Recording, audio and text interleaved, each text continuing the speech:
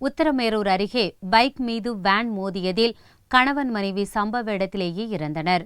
காஞ்சிபுரம் அருகே உள்ள பூந்தோட்டம் பகுதியைச் சேர்ந்தவர் செல்வம். இவர் தனது மனைவி ஆனந்தி, மகன் மோதேஷ், மகள் மோனிகா ஆகியோரை பைக்கில் ஏற்றிக்கொண்டு மேல்மருவத்தூர் செல்வதற்காக உத்தரமேரூர் நோக்கி சென்றார். இவர்கள் பின்னால் வந்த பைக்கில் அரசாணிமங்கலத்தைச் சேர்ந்த தான்தோன்றி என்பவர் தனது குடும்பத்தைச் சேர்ந்த 5 பேருடன் வந்தார். இவர்கள் மணல்மேடு என்ற இடத்தின் அருகே செல்லும்போது இதே திசையில் வந்த டாடா ஏசி வேன் ஒன்று இந்த இரு பைக் மீதும் மோதியது.